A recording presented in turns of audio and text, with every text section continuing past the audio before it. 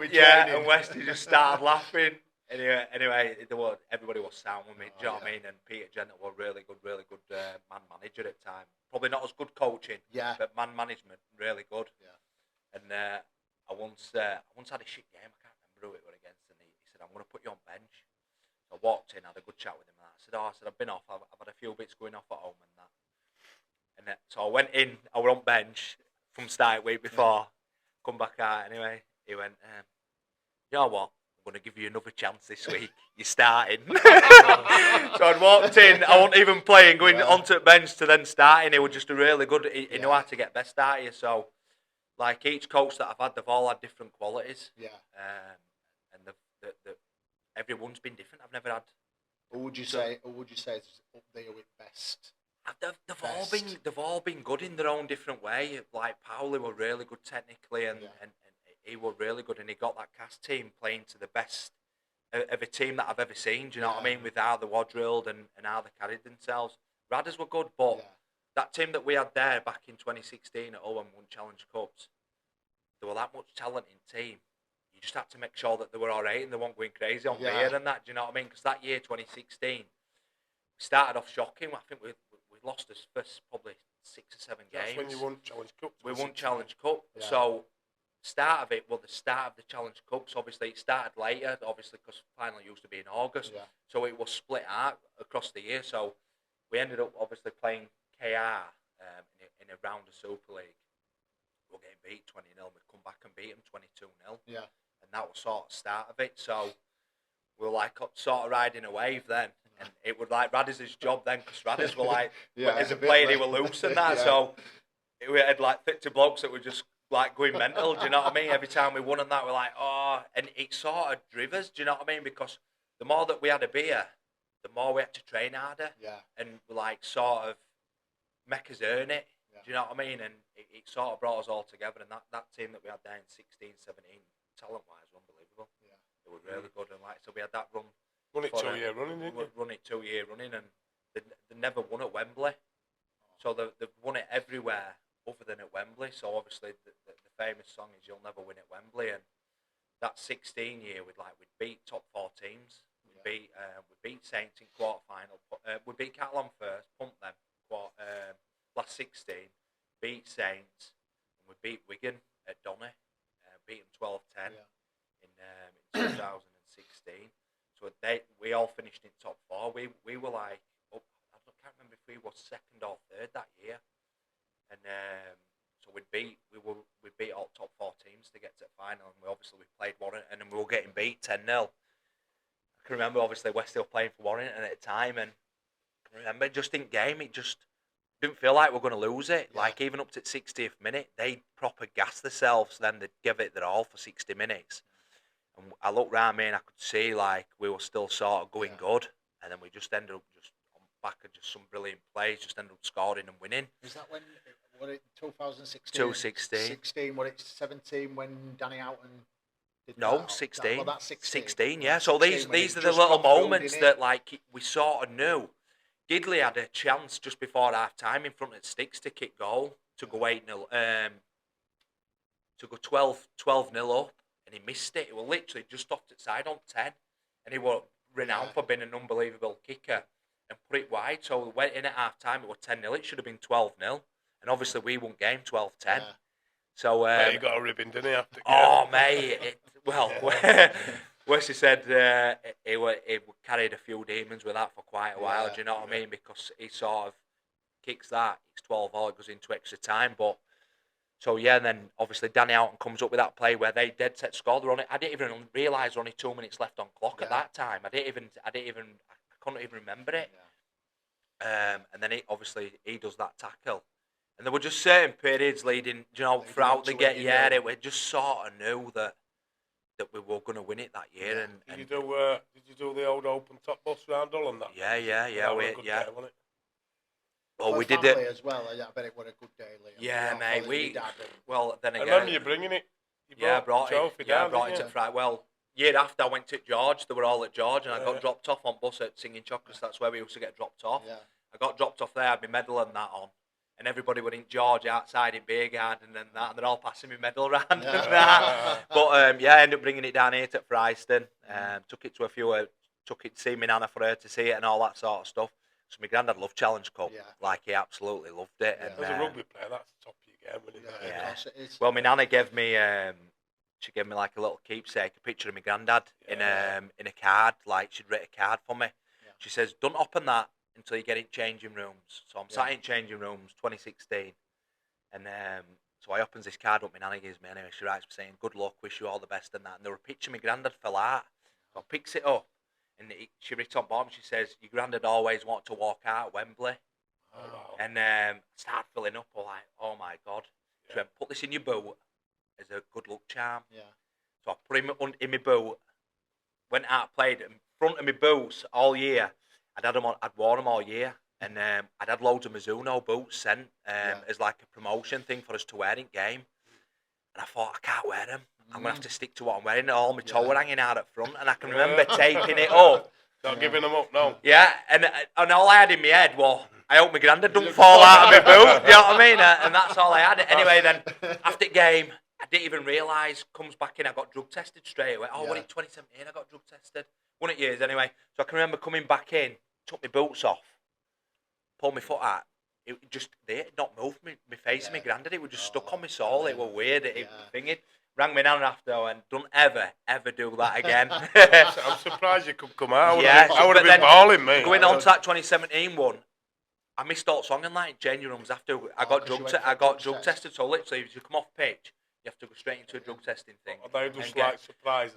Yeah, they're just thinking like at big events like that, you know, like Magic Weekends and that, you normally get done. But 2017, I was fuming. I was obviously in, and I says, "So I want to go back into changing rooms with lads and that." They went, "You can't. You're gonna have to stay in here until you've done your piss test." Like so.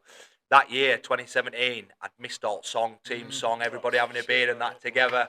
I walked in, everybody's full dress, ready to get on bus to go back to hotel and that, and I was just like, bit of an anticlimax thing, you know what I mean? So, can't we just do it again? If I had not won that in 2016 and won that on 2017 and missed out on all that, but because in 2016 I'd done it all, I thought it sort of didn't really get me down too much. Yeah. But 2017, you know, what year did you sign at Cass? Well, that 20. So that was 2018. 2018. Would it beginning of season or the halfway through beginning of season? So I'd gone to Oz. Me and Radders we're always at each other carrying on. Like we always got on. We were good mates. Yeah. But I'd had a few disciplinaries. I had a few red cards, yellow cards, and that. And I think it was costing us at times. You know, team and that, or missing games, and getting sent off, going down to 12 men, and so we ended up going to Oz, and then I played. It was my 150th game.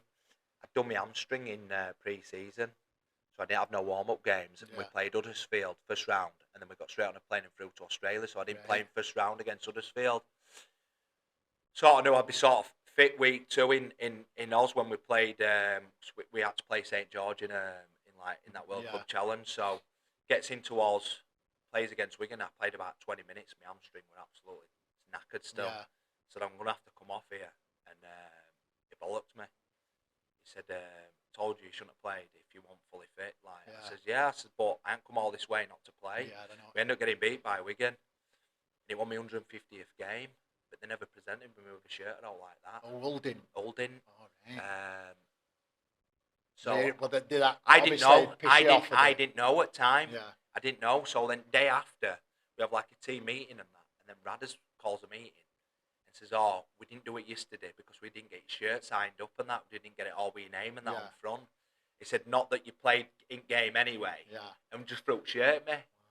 I like fucking bellend. do you just looking at it generally, and you know, obviously, not saying you were teary-eyed and all like that, but could tell that hurt a little bit. Why they didn't do that? That's your 150th game. It's a proud moment in there were a everybody's few career. things. Obviously, there was that moment there, and then Westy were at Toronto at time, and Westy kept ringing me, spending some good money here. He says, "It'd be good to have you here." He says, "Do a bit of travelling and that. Obviously, going to Toronto and all that sort of stuff." And I just split up with Kira at the time, so it was a bit of a bad time, you know, with kids Yeah. and that. I thought, I can't go and live in Toronto for like 8 weeks and that. Yeah. I said, I just want to be at home and that. So they kept ringing, but they were ringing all as well at the same time to ask for a release, to try and get me released. And obviously I had these few disciplinary things and that. And then I gets a phone call off housing. He went, "All have granted them to speak to you." And I was like, I didn't know how to take it. I was like, if they wanted me, they'd have said no. Totally, That's it. Like, he's not going anywhere. He's staying, and he's singing. And obviously at that time, I was like, don't fill me with any confidence. That. So I thought, fuck yes. I'll go and speak to him. Yeah. So that I went to Village Hotel. They played. Obviously they were in Championship at the time. They played on Sunday afternoon. Brian Noble rang me up and said, "Oh, come have a meeting with me, Paul Rowley, and owner." Yeah. So cousin meets owner. Owner pissed out of his head. Nice one. Anyway, sits down, proper serious meeting. He went, "Oh, think you're a bit of a tough guy then, do you?"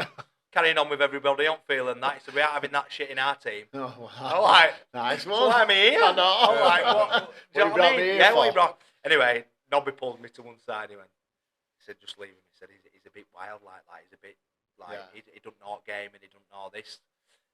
He's into all NFL and all that sort of stuff." Like, so I was like, "Yeah, all right then."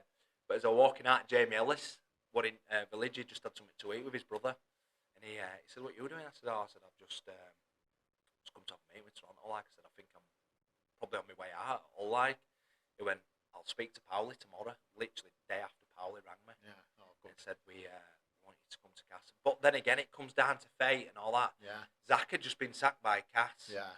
so it freed up a bit of cap space for me to sign there. Yeah.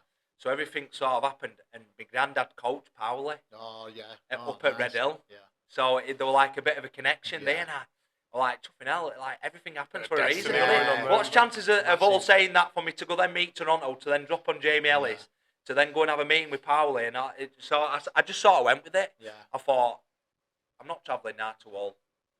Back It's at on your Cass, doorstep. they just got to challenge. They just got to grand final year before. Yeah. Thought this is probably Cass's. That Yeah, against yeah. Leeds, Big- that, wasn't it? Yeah, 2017. So, but this was 2018. So 2017 they got to final.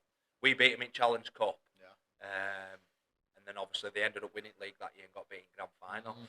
But I thought this might be Cass's like golden era. Do you know what I mean? Golden period, and signed there at Cass, and then it just never really. It sort of did and didn't. We were going all right. Then COVID hit. Yeah. And you know, it's a small town. People haven't got the money to sustain it, and sponsorship, people pulling out sponsorship, and all money just sort of started just like with. Yeah. Do you know what I mean? It just so we were staying in hotels before games. That all stopped. Do you know what I mean? Like the tight knit, being able to sit around each other. That all stopped. Yeah. We were sat in that big metal shed outside. It was pissing down the rain. There was just water flooding down. You playing All without his crowds bags and and that. How was that? Yeah, it was horrible, mate. And It it was was, wasn't proper horrible. It was just weird. No atmosphere. Yeah, just nothing at all. And it was like, it just sort of derailed everything that Cass had probably built in 5-6 years that they'd probably started Powley here in that 2015, 2014 era. So everything that he'd built. And then...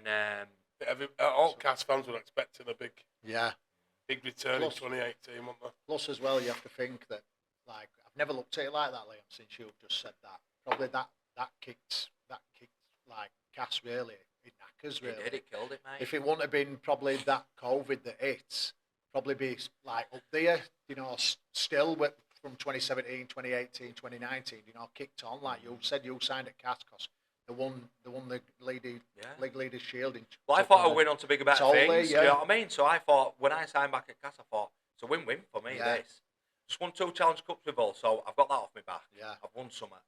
So now it's about kicking on, progressing, With your and own winning town something club. with my own town club. Yeah. I thought this is like this next probably 5-6 years. I was only 26, 27 when I signed. Yeah.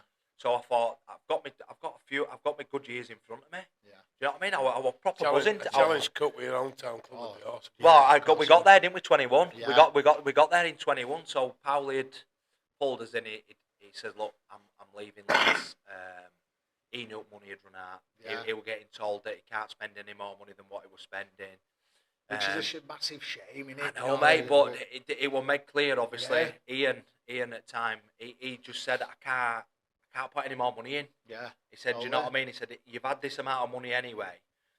they survived off back of, obviously, the success that they'd had in 17, so the sales were through roof.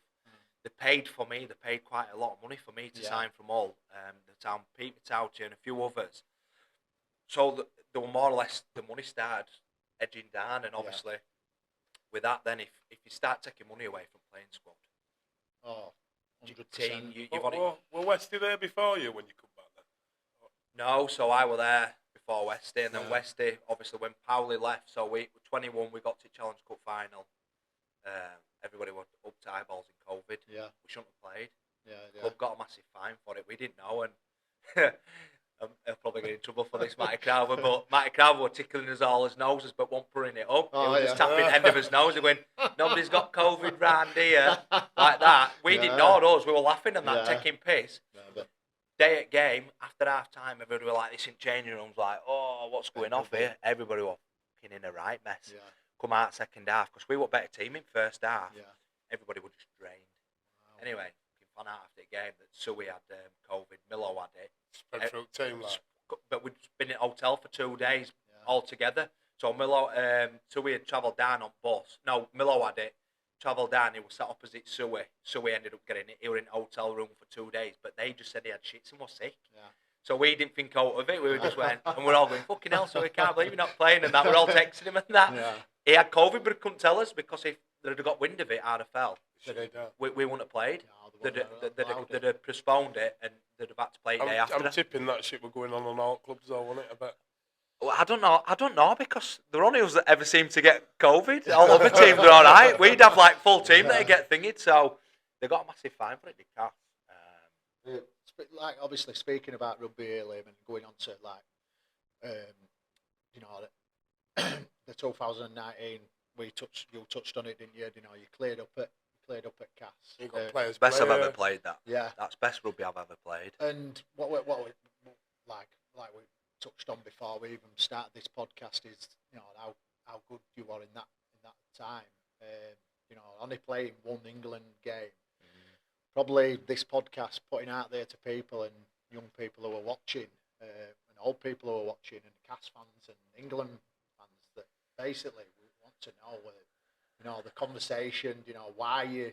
For me, it's like speaking as a mate, and somebody who was a massive Cass fan and rugby league fan. You should have played more games. To be fair, that comes back to it was sort of my own doing. So when I go back to that 2011.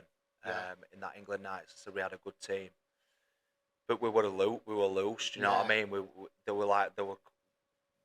loved having a drink. Do you know what I mean? We had a thingy, and I remember being on camp. We're in down in Loughborough, and it was a big university and that, and obviously you talk about treating places with respect and all that sort of stuff. We've been out one night, and I come back and I let fire extinguisher off. We just walking down hall, and everybody were in front of me. We're about 4 o'clock in the morning. Everybody was pissed. Just seen fire extinguisher on wall, and just impulsive thoughts just picked up, and I just went. There was water dripping off all the ceiling. Conditioner walked out to see what was going off, and I just went straight in his face. Well. It was absolutely piss sweat through, and everybody just looked at me and went, "Oh, you fucked up now."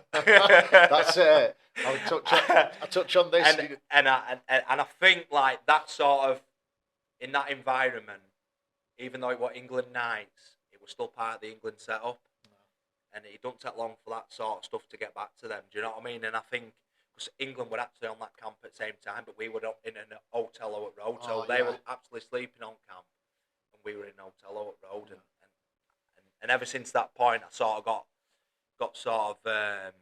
Didn't really get in, and then Steve McNamara finished, and then Wayne Bennett took over, didn't he? Yeah. So we had it for a couple of years, and he just sort of still had that sort of rep on me.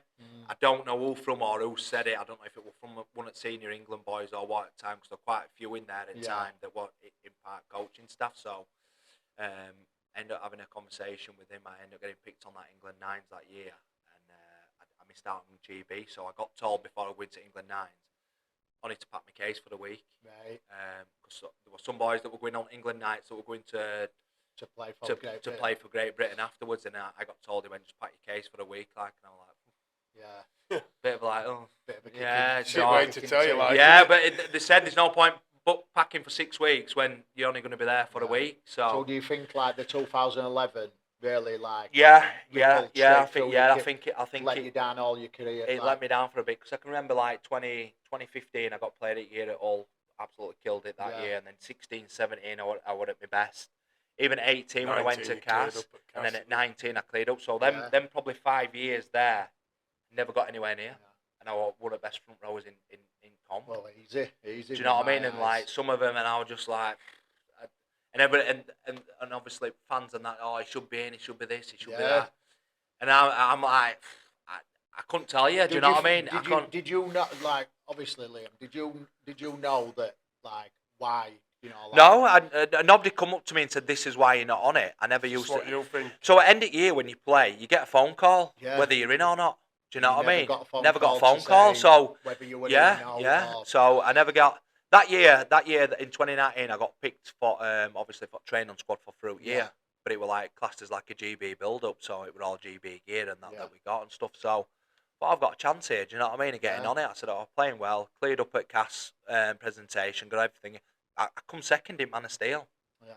Do you know what I mean? So I went to Man of Steel Awards. I come second. Should be a golden ticket to. So I thought I'm definitely on it here. And then we trained. Obviously, I had a week off to go on Mad Monday and all that sort of stuff. And then started training. We had like a 3-week training camp while playoffs was still thingy. Like we got knocked out at Cass. We didn't really get that far that year in 2019. So I think we only got past first round at playoffs. And then so I had 2 weeks training with like GB. Did it start affecting you mentally? Like no, but like. They ended up flying us to Oz and that, and it was just like an holiday. Do you know what I mean? It wasn't serious. It wasn't thingy. Flying in first class. Do you know what I mean? It was a bit like it felt like a bit like an holiday. Do you know what I mean? And then, so I reckon if I'd have got that obviously opportunity to go and thingy, my mindset would have been different because that was just a warm up to then go and play for Great Britain. Do you know what I mean? And it's first time Great Britain had been back implemented from like 2000s, early 2000s. So I thought I'd be part of that first team. Anyway, I didn't end up getting on it and. Just sort of like brought my momentum a little bit, and then year after then ended up coming back, and then COVID it, and I just never really found that spark again. Do you know? I don't know why. I just never had that sort of hunger to go again. Yeah. Do you know what I mean? It sort of just stumped me there a little bit. Did that after COVID, so I'd like after that 2019, I'd like 2020 where we were on and off, sat at home for 12 weeks. Yeah. Do you know what I mean? Can't get no rhythm going. Couldn't train anyway, couldn't do no, and I just sort of lost my way, and it just started making me think a little bit more about life. Yeah. Do you know, like? Because you're not knowing whether you think what's important and that. Yeah, what's important. You're not knowing whether you get same as all jobs. Yeah, we took pay cuts, and then Beth was pregnant at the time, so it was they didn't know too much about COVID at the time, so then it was. I don't want to be around anybody in case she gets COVID and it does out to baby. Yeah. Do you know what I mean? Yeah. And I obviously had two kids to ex-missus, so we were swapping houses. Yeah. And even that was putting me off. And there were times where kids wanted to come, and I went, I daren't have them come because Beth's due to be giving birth soon. I think there were about 4 of us in town. Ads Milner, there were me, George Griff, and Massey that were all pregnant at the same time in that same year. So we were like, us 4, we were like cornerstone of like whether not to train or not. Yeah, and they were pushing us to train, and we were like, we can't, because if we take it back home to missus and that. And then obviously as time progresses and you find out a little bit more about it, there were no threat to it, obviously, and catching COVID and stuff and it damaging baby, but just sort of just proper rock team at that time in 2020. I think we were first or second after 7 games. We just beat Saints at home in round 7. We pumped Saints at home, and then COVID happened week after because they'd all just been to Benidorm for Cheltenham, and they were all stuck there, Beachy and that, and Theo and that, and they were all walking about, steaming all streets and that. And I'm thinking, and we got into training on Monday, and they said they're going to lock us down here, like we're going to be into a lockdown. And from that point on, then for 12, 16 weeks, everybody was just sat at home. Do you know what I mean? Absolutely red hot as well. So you were at home with your family all the time, and you're like, your mind starts going into other stuff. Do you know what I mean? I just got that bar down in Cass, started delving into other stuff that sort of took my mind off my sole focus of rugby. Do you know what I mean? And it's sort of. Did you ever have them conversations with coach? You know, where Powley hated it. Powley were like, "What are you doing here?" Because they were like, "Rugby's first." Yeah. But in COVID, it wanted to become family first. Yeah, totally. Yeah. So it changed me. It changed my mind. Do you know what I mean? So I ended up going from rugby first, rugby to it's family first now. Rugby second, and then started delving into these little like entrepreneur stuff and that, and using like obviously my name with rugby, and I got in with Phil Bennett and doing when COVID first come out, we didn't know what it was, did we? So we were generally scared, we genuinely didn't know if rugby were going to ever get back to, and I don't think it's ever recovered since. No. So you had to start the money, about the money in the game and all that, and then a couple of years after, my money went down drastically bad. Did it do all right? That cut me massively. So I won the highest paid players at Cass on back of that 2019 year. So I had like 2-3 years on good money, and then obviously with that COVID era, and then got to like 2024 end of that season. Oh no, sorry, end of 23. And Radders had just been sacked. Lasted just took over as assistant coach, and they gave him job for thingy. And he was looking at me when he went, "I've only been given this money. I think we had about 1.5 million to spend." He went, "We've spent about 1.6." He said, "I'm over what we should be spending." Yeah. He said, I don't know what I'm going to do." He said, I don't know if I can offer you the deal." Yeah. Like, anyway, last ended up getting sacked then. And then they ended up bringing Linners in.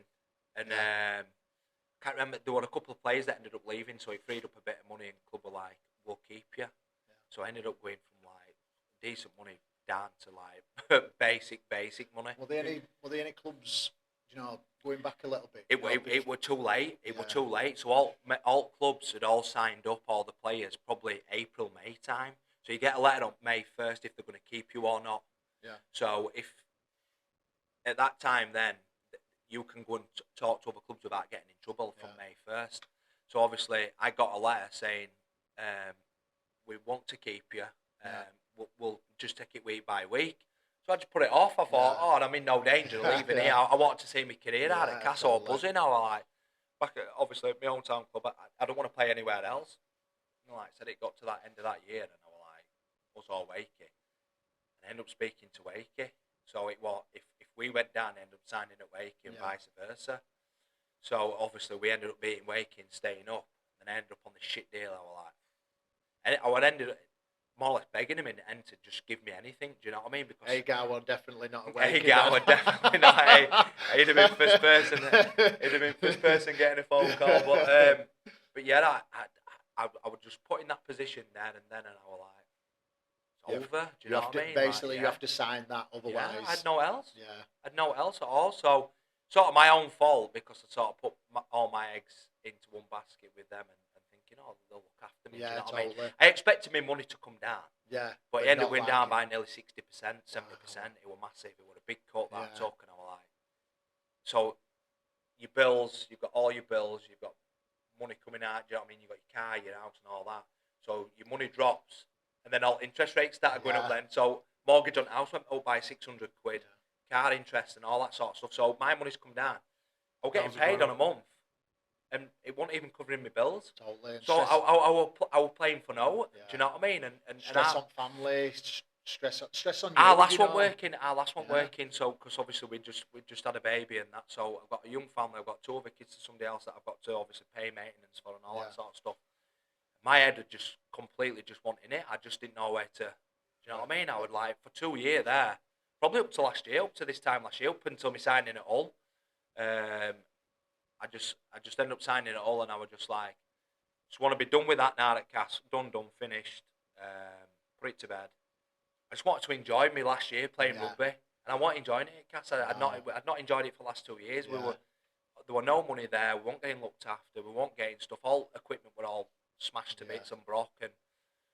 So speaking, like going on to that, Liam, like you say, you weren't enjoying it at Cass, and speaking of somebody who played rugby for a long time, amateur, and you know, like you said at the beginning, when you're not enjoying your rugby, not enjoying like going into training, you don't go on and perform on field or whatever. Yeah. And like you said, you went on to Hull, and I believe that you sitting here, you were playing your best rugby again. I just got back fit and strung a few games together, and season ended up coming. But then again, you talk about training 1 mile from my house. Yeah. And I was waking up in the morning, and I was like, I don't want to go in. Yeah, totally. And do you know what I mean? And like you talk about, you get down and you're thinking like, it was there on my doorstep, and I just couldn't get me sent up. Yeah.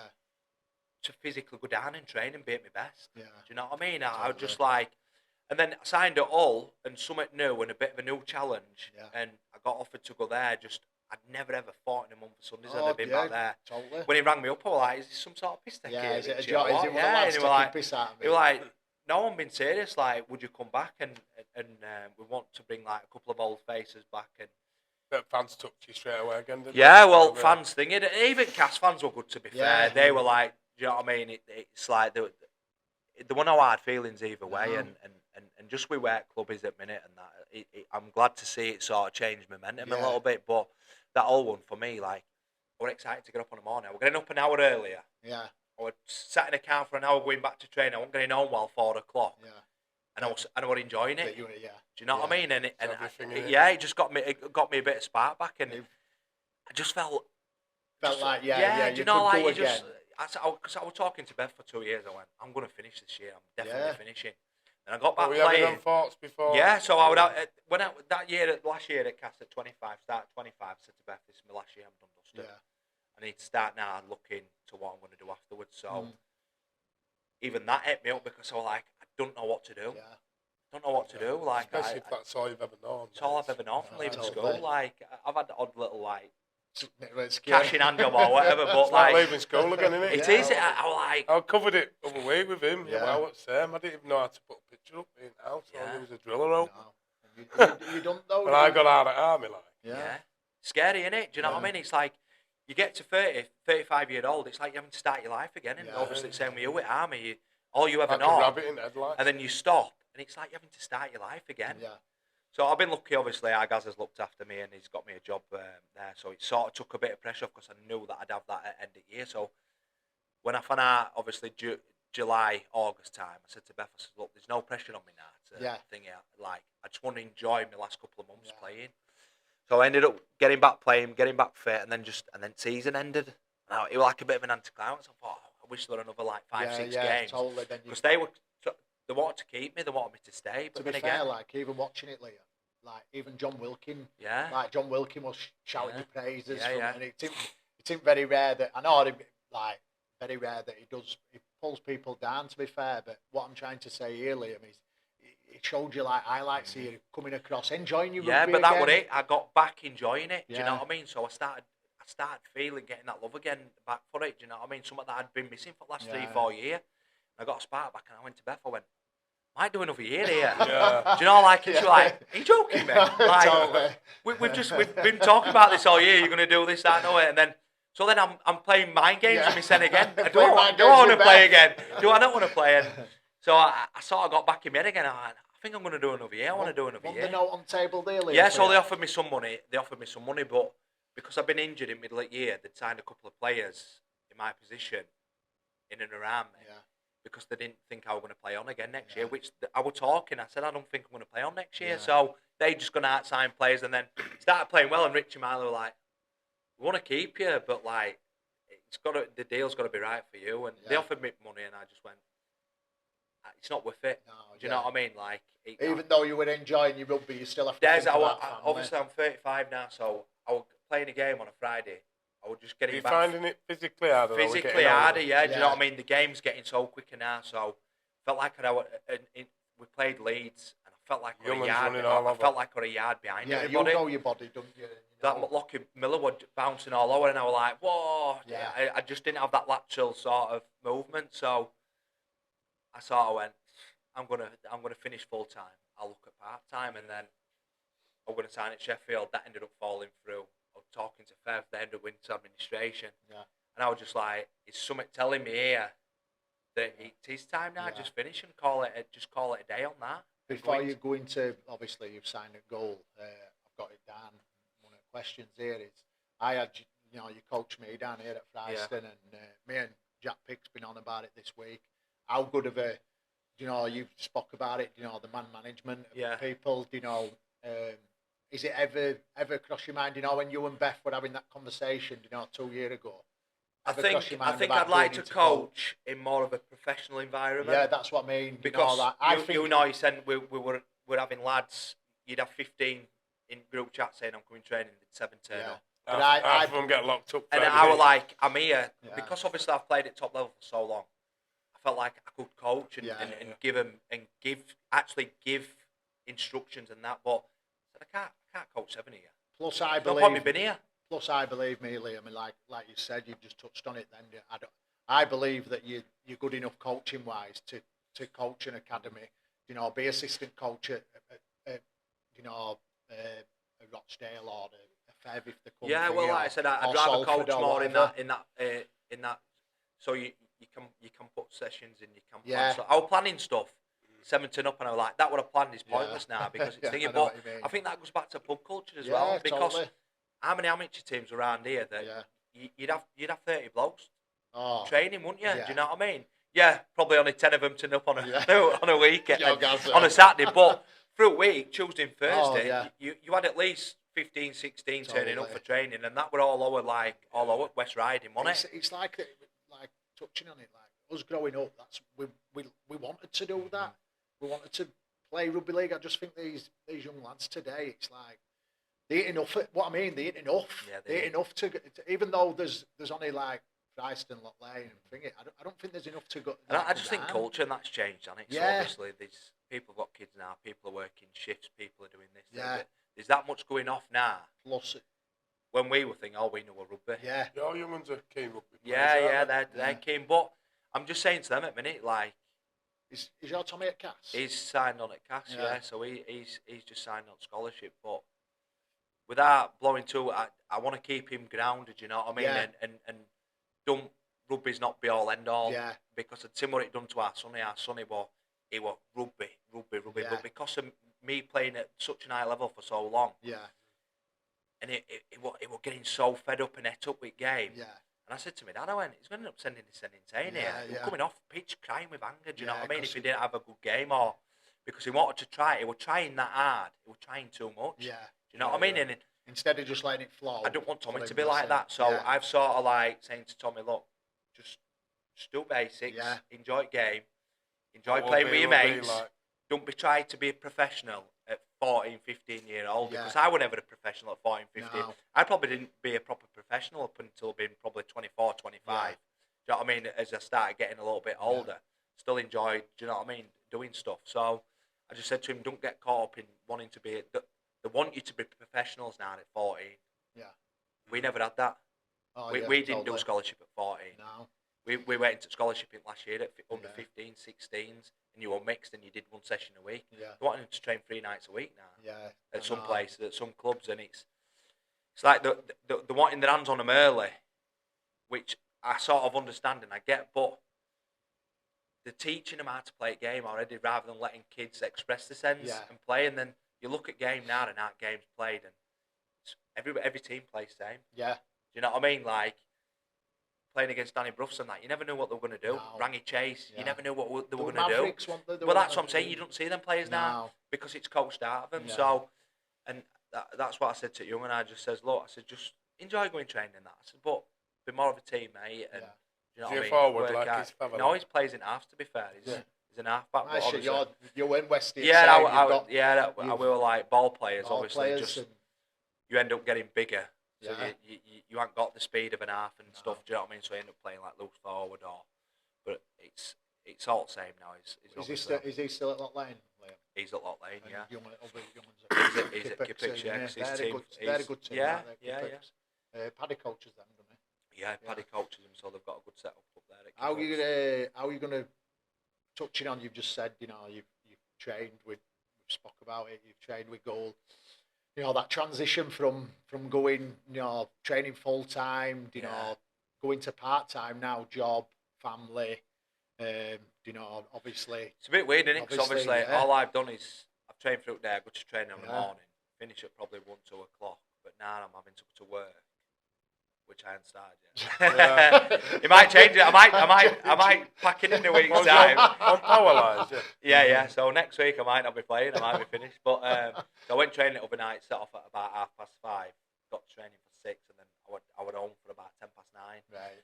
But then obviously it's dark nights, so you're training in dark. It's different, isn't it? Do you know what I mean? It's totally. sort of different. So when I'm working, and obviously I don't know what time I'm going to be finishing, probably 3-4 o'clock, and then having an hour then, and then setting straight back off. But the goal one was a good one to be fair, because they train on a Wednesday's main training day. They do team run on a Friday for an hour. Right.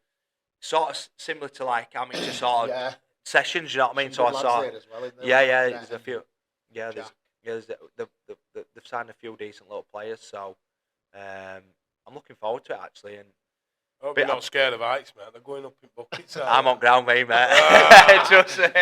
Good lad. I'm sat at bottom, so observing. Observing, yeah.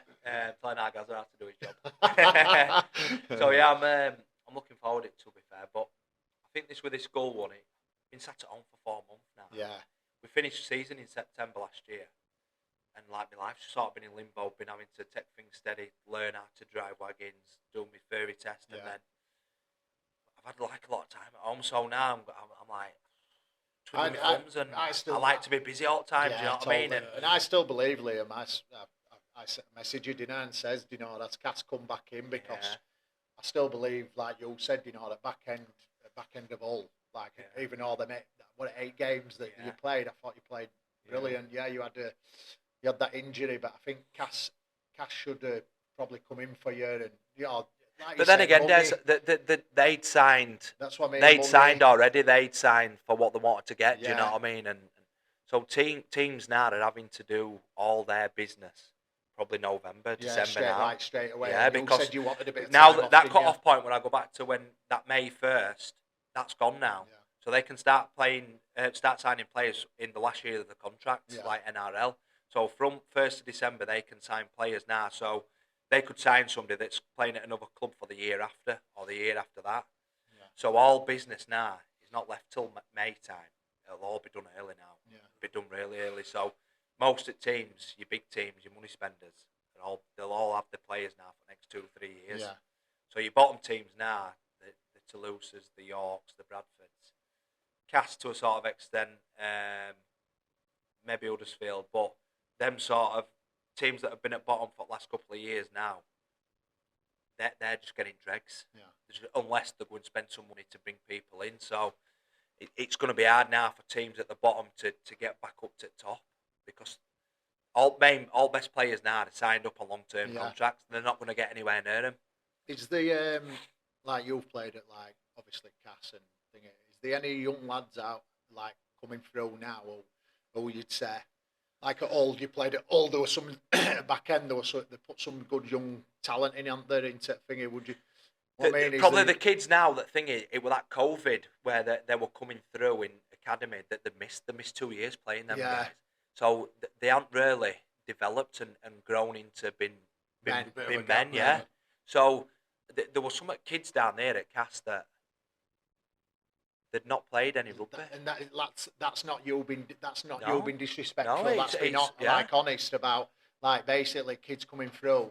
Like you've touched on it. If lads who you'd watched growing up and played with, you touched on Lee Land. I had 12 week off in pre-season and completely lost the feel of rugby and how to play. So I couldn't imagine having 2 years off and then going back into playing rugby. Do you know what I mean? The amount of players that ended up dropping away from rugby in that 2 year period massively killed like the youth that were coming through. You don't think about that. No, do you? As you just watching you play every week. You don't think. So there were a group of players there. They just started to come through. Obviously, Hardy's lads there at Leeds, and there were a Lot Lane team there, Kesig's team at 16s. They're a good team. You're just recovering from it. They're just starting to recover now, and it'll start filtering back through. But there were a period there, a 2 year, where they didn't have no rugby. I went to watch it on academy now. They only play. I think they play 8 weeks. They have a 6 week break, and then play 8 week again. Oh yeah. So they're having a 6 week break at middle of the season. And it's all this with all concussion and all that sort of stuff, because the brains are developing and that, and them constant contacts that we had. Growing up. I'm just going to touch on that. Actually, over 15 years you've been playing top end. You watch the rules at game change Massively. Yeah. And For better, though. it has affected me because I grew up. I grew up watching Morley and Peacock and James. Do you know what I mean? They want to kill blokes. That's what you want to do. You want to kill your opposition player. Morley even said, didn't he, recently? Yeah. Morley even said he used to put it like in his black book.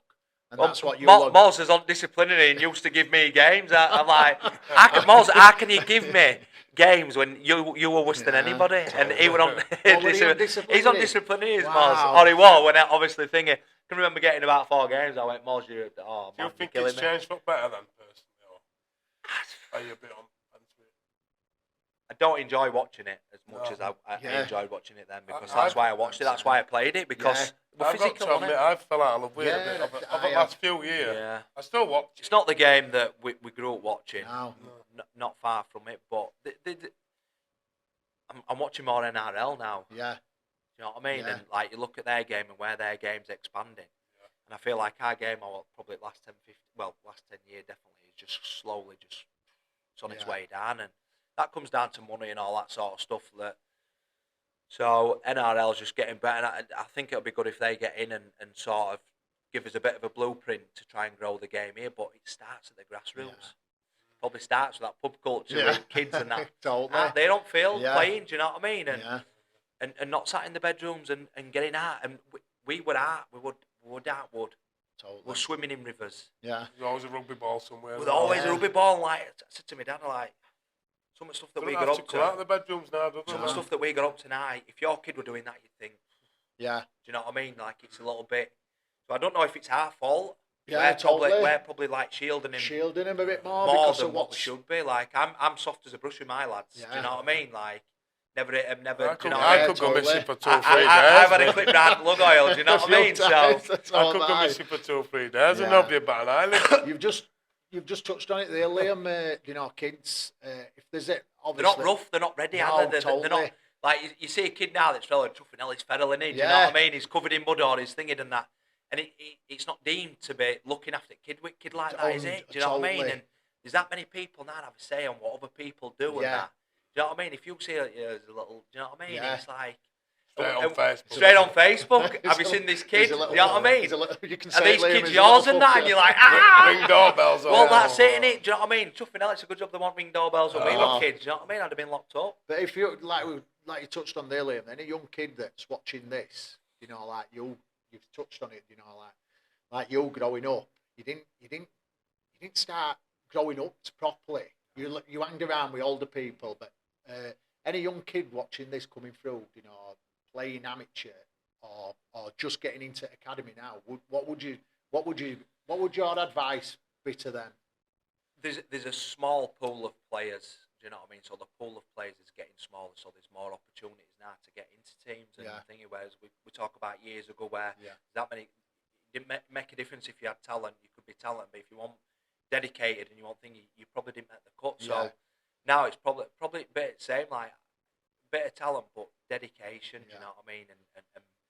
And doing them extra sessions. And, do you know what I mean? So you're not behind. You're in front. Yeah. And it will make a massive difference, I think, and making sure there's a lot of pressure on parents now. Yeah. Do you know what I mean? Like boots are 250 quid. Yeah, I know. Do you know what I mean? Trainers are 150 quid. Yeah. There's a lot. Taking them to training all over the country. Do you know what I mean? If you're at Huddersfield, finishing work at 5 o'clock, it's dedication. Yeah. Do you know what I mean? It's hard work. It's even you touched on that. Like money. I've just finished because I never wanted to go into coaching, but you touched on money and kids go on. Kids are on next to no now. Man. Kids go. I'm coaching under 7s, under 6s and 7s at Kipwicks, and we were going on field but it was still full price for parents to go in. To Cast Ground or to Wakey Ground or whatever, and it's like you say, you want them to enjoy it, but also, like you say, any young kid probably coming through, you've just touched on full family commitment, isn't it then, really? Of course it is. It's nutrition, do you know what I mean? It's, like I said now, they want you to be professionals now at 14. Yeah. So your nutrition, your mum and dad's cooking, your etiquette, so do you know what I mean, with how you look and all that, so you dress in like you are a professional. Yeah. And then you've got your timekeeping and all that sort of stuff. Are you coachable? Yeah. Are you able to be coached, or are you not listening to what they're saying? Do you know what I mean? Yeah. So we always listened. We were vocal, but we always listened. Yeah. Do you know what I mean? So whatever the coach was wanting, we were listening. Whereas some kids now, you can talk to them for hours on end, but no goes in. No. Do you know what I mean? They're just away with fairies, some of them. Do you know what I mean? I can remember Luke Gale. I listened to him speak. It were at Boyley's. We've just been on about it. It were there. It were a charity do there, and it were him and Danny Maggs talking. And basically, he says, "I want the most talented in world." While Luke Gale, but what it was, obviously he's gone to OKR now, but he were at Wakey Academy, and he says, "Do you know what?" And they said to him any advice for any young kid, and he says, "Do you know what? You can have all talent in world, but if you're not willing to be coached, then I don't want. I don't want you." There were times in my career where I probably wasn't coachable. Yeah. And then I ended up having to learn the hard way. Yeah.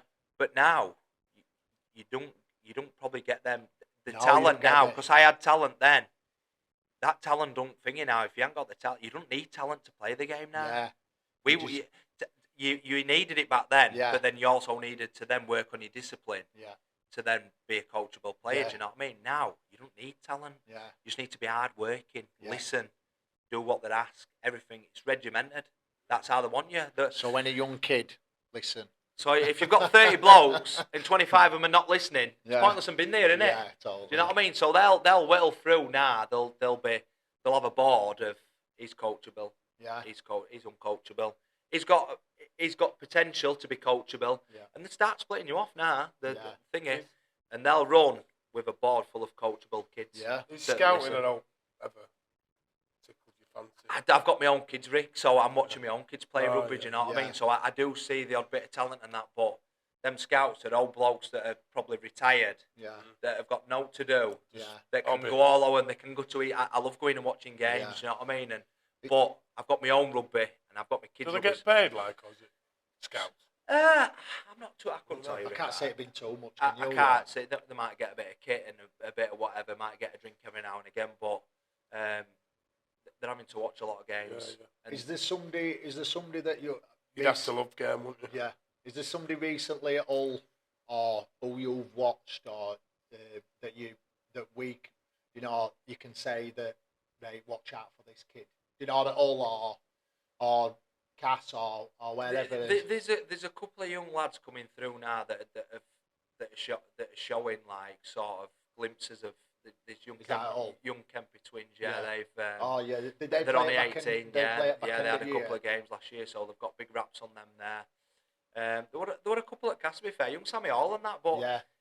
I'd seen them when they were 17, 18, so I still think that they're young kids Yeah. coming through. But Sammy's like nearly 24, 25-year-old, and totally, Kane, yeah. the 24-year-old. Yeah. So I still sort of class them as young lads, you know what I mean, that are coming through. But I reckon I go back to that 2-year gap that's missed. That's the players that's under them total Yeah. players. So it's the young kids now that are 17, 18 Yeah. that are coming through. Yeah. Like Ray Hardy's lad now that Yeah. are coming through that are 17, 18. So the ones Yeah, underneath Leeds, aren't they? at Leeds, yeah. So the ones underneath that, in between that 18, so they're a bracket now at like 19, 20, 21, Yeah. that's not had the rugby, that's not had that resilience. Do you know what I mean? They Yeah. haven't had that whack every week of playing rugby against men. So I think it's them that are behind, and it's the next crop that's coming through now. Yeah. So it's sort of skipped a bit of a generation, and it's the 16, 17, 18-year-olds that are coming through now that's going to be the next sort of crop. Tough now that I go back to when I was on that England nights, there were Liam Farrell, Yeah.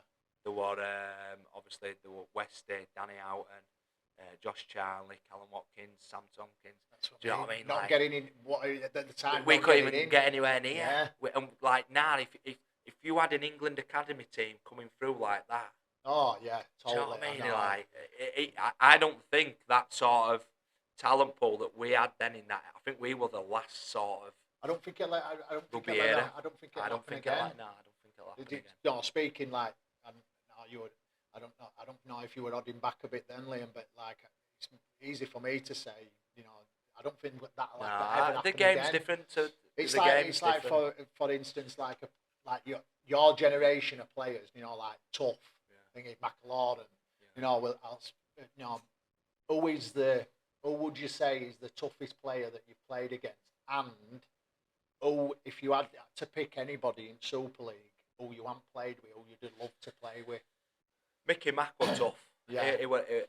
You were always looking. That one never an elbow either. I know, but they were like that. Like that's just instinct based. That Yeah, you know, you're when playing he's- Wigan, and you know he's going to be coming from somewhere. Do you know what I mean? Like I talk, Moz is one my absolute hero. Do you know what I mean? And I'd have loved to have played with Moz. Yeah. I can remember that day, on your testimonial down at Cass. And Well, that's why I wanted him to play. Like he didn't play for Castleford, and I just wanted him. You wanted him to play on pitch with him. Do you know what I mean? So that was probably one of the biggest things for trying to get Moz to play in that testimonial game, because that's just like that was my all time sort of thing. And I remember playing it against Cam. We played against Warrington, and I once come off a tap, and he come from D to get me.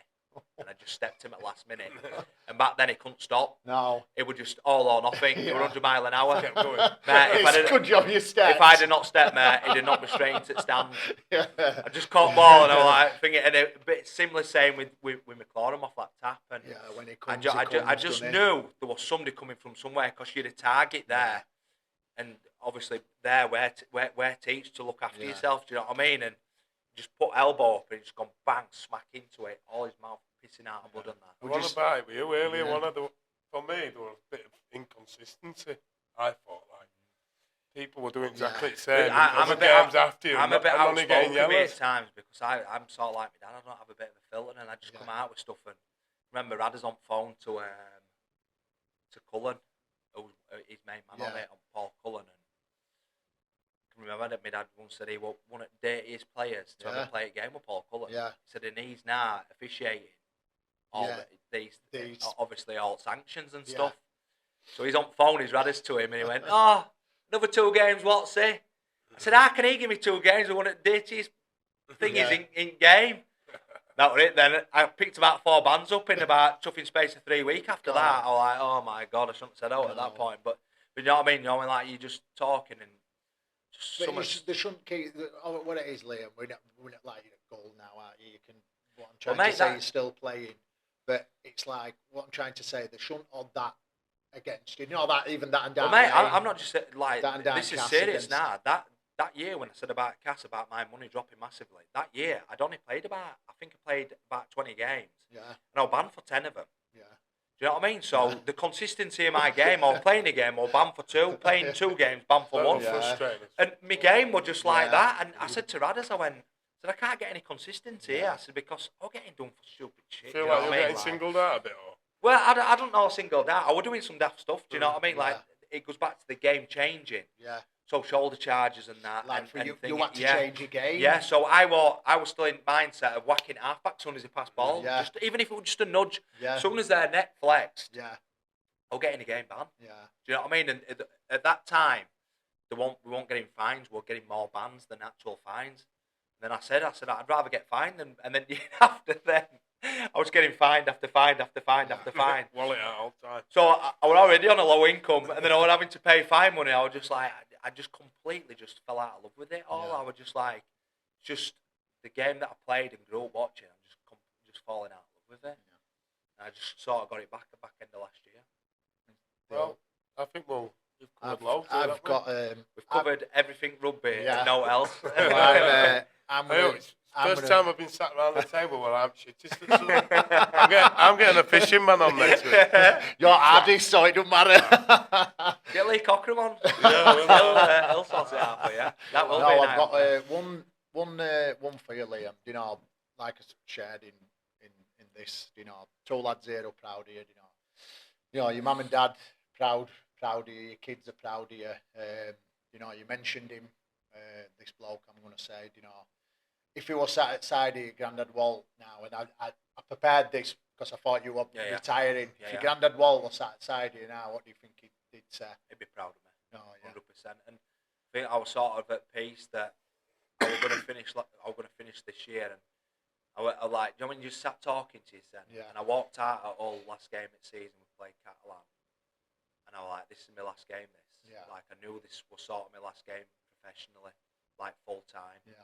And I was sort of at peace with him, and I went, I don't owe game now, and game don't owe me now. Do you know what I mean? I've enjoyed every aspect of game, and like I said, I look at some of the guys that have missed out and not managed to do half as much. Totally, and they're probably better players. Do you know what I mean? And that's thinking. So count myself very lucky that I've been able to have a career. I'm nearly 20 years now. I mean, I left school at 15. I'm 35, so I'm going into like my 20th full-time year as a professional. So, but my granddad went to every home and away game, every amateur game. If my dad were working, my granddad would be there at every school game. He went to every game, and like I said, he passed away in 2011, and even up to him passing away, like he was still coming to games and all that. He was like having radiotherapy and all that sort of stuff, and he was still finding energy to get there because he was rugby mad. Yeah, he was rugby mad. Yeah. So everybody that I speak to about my granddad, it's Finelli were a good coach, or this, that, and other, and he was. If it had not been for him, there'd have probably been another 150 players that had not made it because he was really strict with my granddad. Probably my dad didn't like it as much because my dad was loose. Do you know what I mean? I think that's why my dad didn't end up going on to play rugby. But I feel like because my granddad was so thingy with coaching and that, and really good with like his etiquette and training standards and all that sort of stuff, he got a lot of respect for that. Plus, like you say, you know, everybody who walked in Magnet and who played rugby, young kids, how you gone today, young man? You know, I was one of them, and Jack Pick.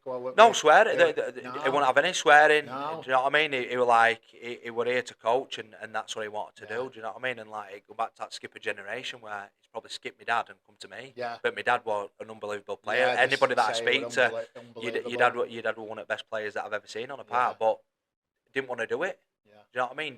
Didn't want to do it, and he had numerous opportunities to go and play it professionally, but he signed on at Wakey at 18, ended up going to a trial at Halifax and never turned up. Do you know what I mean? My dad and my Uncle Carl, so my dad had been at work all day, and he was meant to be playing for Halifax and my dad on a trial game.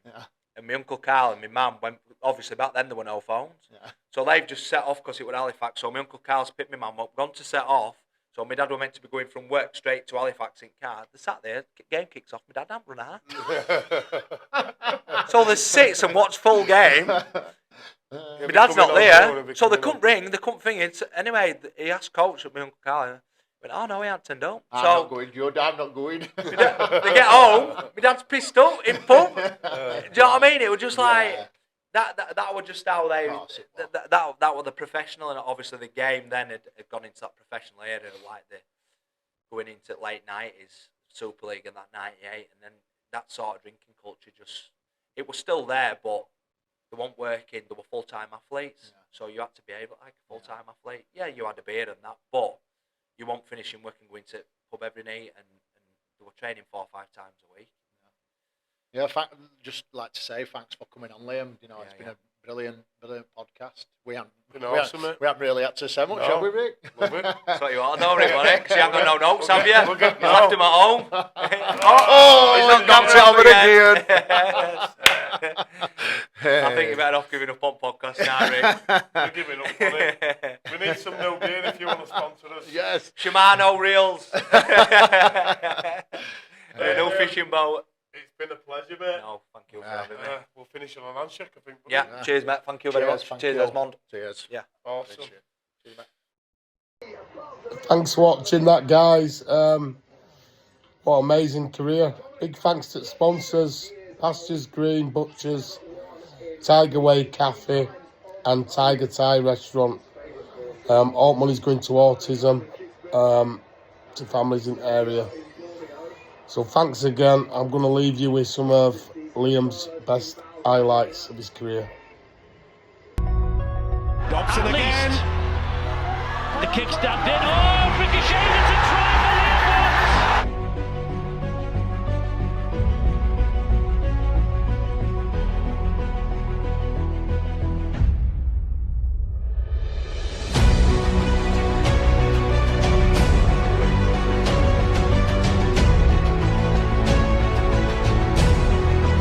for throwing everything bar the kitchen sink at them, getting the try, courtesy of Liam Watts.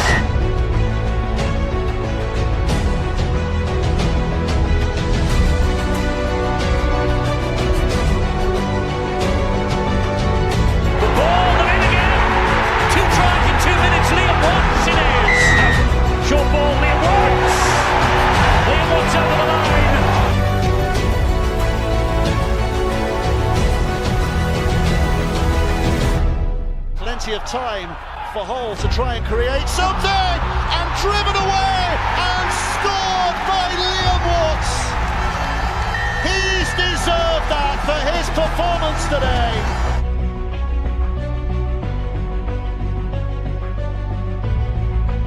Oh, it's been pitched by Liam Watts. It's been pitched by Liam Watts. It's a try. Hull FC with the ball. Watts, he's been great all night for them. A try would be well deserved.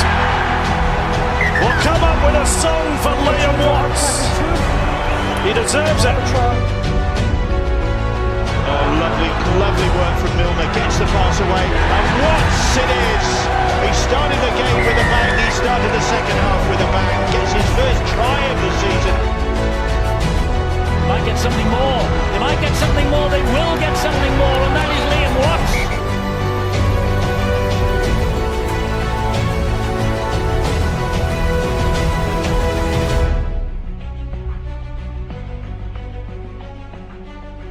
McShane, lovely run. Shenton on his shoulder. Watts is beside him, and Watts is there in support. And Watts will dive for the line. And Liam Watts finishes off a lovely break.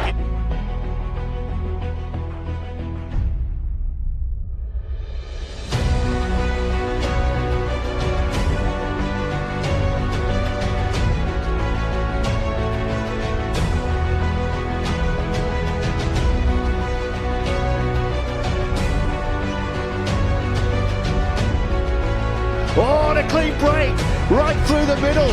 Can Liam Watts go on his own? He won't be stopped. What a score from Watts. Richardson, a teasing kick behind the defence. And Watts gets there first.